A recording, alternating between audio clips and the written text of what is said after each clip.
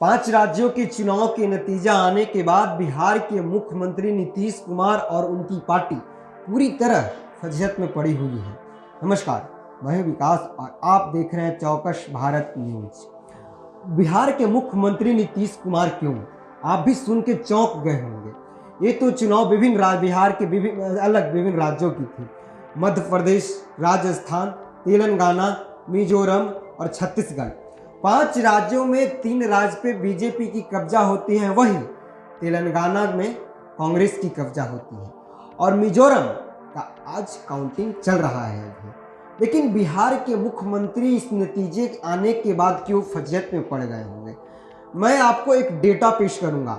इस डेटा को मैंने दैनिक भास्कर पेपर से उठाया है। बिहार के मुख्यमंत्री नीतीश कुमार पिछले 18 साल से बिहार के मुख्यमंत्री हैं, यानी कि 2005 बिहार विधानसभा चुनाव से आज तक बिहार के मुख्यमंत्री नीतीश कुमार लगातार हैं। वही 2003 मध्य प्रदेश विधानसभा चुनाव में नीतीश कुमार की पार्टी जेडीयू अपना 36 प्रत्याशी फील्ड में उतारती है। उस 36 में से एक कैंडिडेट बाड़ावार से सरोज वचन नायक जीतते हैं और 36 का जमानत जब्त हो जाता है। फिर जेडीयू 2008 में अपना 49 कैंडिडेट को मध्य प्रदेश विधानसभा चुनाव में उतारती है। 49 में 49 का जमानत जब्त हो जाता है। अब बारी 2013 की आती है। 2013 में नीतीश कुमार की पार्टी यानी कि जेडीयू 22 कैंडिडेट फील्ड में उतारती है, 22 का जमानत जब्त हो जाता है। इस परफॉर्मेंस के देखते हुए 2018 में नीतीश कुमार की पार्टी जेडीयू मध्य प्रदेश विधानसभा चुनाव में अपना एक भी कैंडिडेट नहीं उतारती है। अब बारी 2023 की आती है। 2023 में नीतीश कुमार की पार्टी यानी कि जेडीयू 10 कैंडिडेट फील्ड में उतारती है। उसमें 9 कैंडिडेट ही चुनाव लड़ते हैं। एक कैंडिडेट इस मोदी लहर को देखते हुए अपना पैर खींच लेता है। 9 कैंडिडेट में से 9 का जमानत जब्त हो जाता है। एक भी कैंडिडेट का जमानत नहीं बचता है। कुछ मैं आपके सामने एक डेटा पेश करूंगा। वो 9 प्रत्याशी कौन कौन हैं, जिनका कितना वोट मिला है और कितना क्या हुआ है। मैं आपको एक चौंकाने वाला आंकड़ा बता रहा हूं कि जितना जेडीयू की प्रत्याशी थी 9, उनसे ज़्यादा नोटा का वोट मिला है। नोटा की वोट की प्रतिशत अगर माने तो 1% है। वही जेडीयू के जितने भी प्रत्याशी थे उनका वोट प्रतिशत 0.2% है। मैं आपके सामने एक डेटा बता रहा हूं। ये डेटा मैंने दैनिक भास्कर से उठाया है कि किस प्रत्याशी को कितना वोट मिला है और नोटा को कितना वोट मिला है। मैं आपके सामने अब उस डेटा को बताने जा रहा हूं। पिछोर विधानसभा क्षेत्र से जेडीयू की टिकट पर चंद्रपाल यादव लड़ रहे थे। प्राप्त वोट इनका जो कुल था वो 132 था और अगर वही नोटा की बात करें तो 2176 था। फिर राजनगर से रामकुंवर रायकवार कुल वोट 472 मिलती है, वही नोटा को 762 मिलती है। विजय रायगढ़ से शिव नारायण सोनी लड़ते हैं इस जेडीयू की टिकट से इस विधानसभा क्षेत्र पर। इनका कुल वोट 177 यानी कि 177 वोट मिलती है, वही नोटा को 3398 वोट मिलती है। धांधला विधानसभा क्षेत्र से तोल सिंह भूरिया चुनाव लड़ते हैं। इनको वोट 3103 मिलती है, वही नोटा के वोट 3108 मिलता है। पेटलाबाद मध्य प्रदेश विधानसभा की क्षेत्र से जेडीयू के टिकट पर रामेश्वर सिंह चुनाव लड़ते हैं।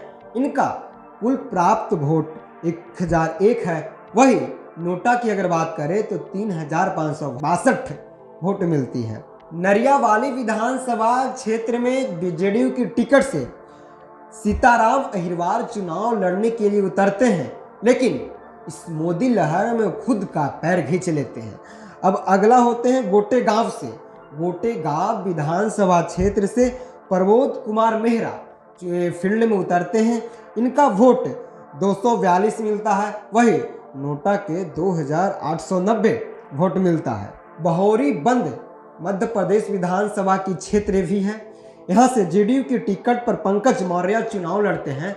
इनका कुल प्राप्त वोट 141 है। वही अगर हम नोटा की बात करें तो नोटा में 465 वोट जाती है। अगर जब्बलपुर उत्तर मध्य प्रदेश विधानसभा की अगर बात करें तो इस क्षेत्र में ये जेडीयू की टिकट पर संजय जैन फील्ड में उतरते हैं। इनका प्राप्त वोट 380 है। वही नोटा की बात करें तो 1418 वोट मिलता है। अगर बालाघाट की बात करें, बालाघाट विधानसभा क्षेत्र की बात करें तो वहाँ से जेडीयू की टिकट पर विजय कुमार पटेल मैदान में उतरते हैं। सबसे कम इन्हीं का वोट मिलता है, मात्र 110 वोट मिलता है। वही अगर नोटा की बात करें तो 534 वोट मिलता है। ये जितने भी 10 प्रत्याशी का मैंने नाम लिया, ये सब जेडीयू की टिकट से मध्य प्रदेश विधानसभा चुनाव में अपना चुनाव लड़ रहे थे। अपना जो मध्य प्रदेश विधानसभा चुनाव में वो खुद को आजमा रहे थे। लेकिन 9 में से 10 प्रत्याशी ने चुनाव लड़ा, एक प्रत्याशी ने अपना नामांकन वापस ले लिया। 9 में 9 का जमानत जब्त हो गया था। ये पहली दफ़ा नहीं है कि जेडीयू बिहार के बाहर भी चुनाव लड़ रही है। कई अन्य राज्य में जेडीयू चुनाव लड़ी है। जब एनडीए की बिहार में सरकार थी तो मणिपुर में विधानसभा का चुनाव हो रहा था। उस समय भी जेडीयू मणिपुर में अपना प्रत्याशी फील्ड में उतारती है। वहाँ उनको कुछ सीटों पे जीत दर्ज होता है, लेकिन बाद में बीजेपी ने उस एमएलए को तोड़कर खुद में मिला लेता है। ये ओवरऑल जो मैंने डेटा बताया, मैंने इस डेटा को एक पेपर से दैनिक भास्कर से उठाया था। अब आपको पता चल गया होगा कि मुख्यमंत्री नीतीश कुमार फजीहत में क्यों पड़े हुए हैं।